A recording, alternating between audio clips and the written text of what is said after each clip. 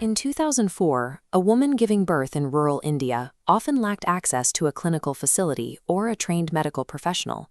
Today, the majority of these births occur in institutional settings, supported by a state-managed network of care. Over 20 years, the maternal mortality rate dropped from 301 deaths per 100,000 live births to 97, while infant mortality fell from 58 to 28. These outcomes are tied to a scaled workforce of over 1 million community health activists. To see how these local workers are coordinated at the national level, we have to look at the mechanics of the National Health Mission, or NHM. These changes are the result of a deliberate transition from fragmented local programs to a synchronized national health policy. In India, public health is primarily managed by individual states, which run the hospitals and clinics.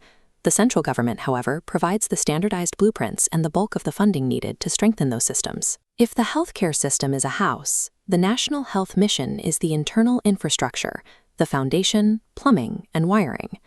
While patients see hospital buildings and insurance cards, the NHM handles the hidden funding, staffing, and standards, making them operational.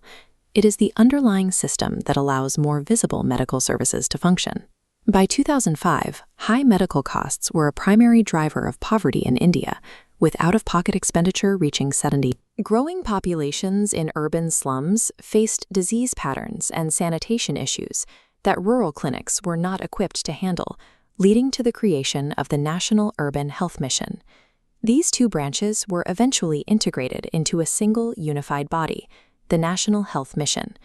This consolidation allowed the government to coordinate healthcare delivery across both rural heartlands and rapidly growing urban centers.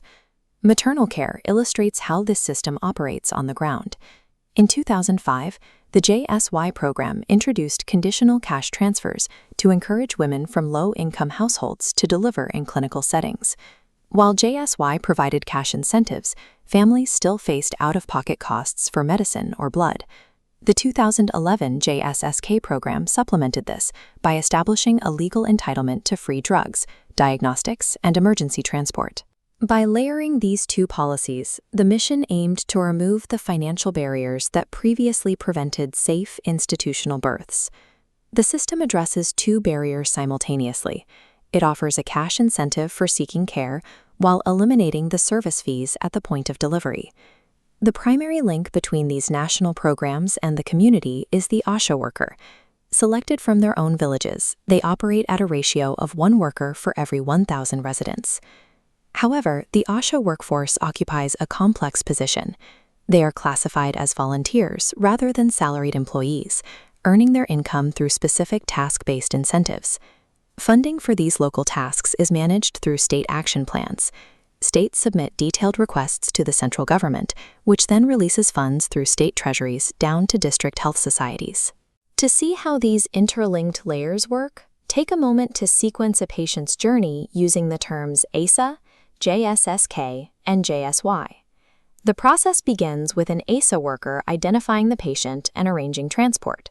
JSSK then covers all clinical costs, and JSY provides the post-delivery cash incentive.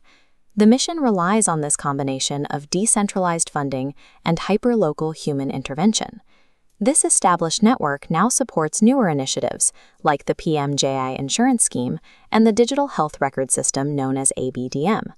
PMJI provides hospital insurance of up to 5 lakh rupees per family, aimed at the poorest 40% to prevent catastrophic medical debt.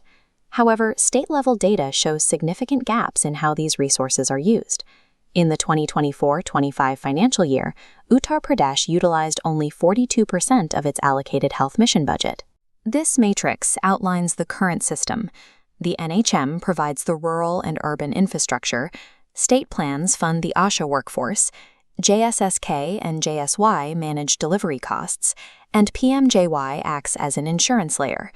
India has moved from fragmented health programs to a large-scale integrated mission, but the next decade depends on improving state-level budget execution and the economic stability of the frontline workforce.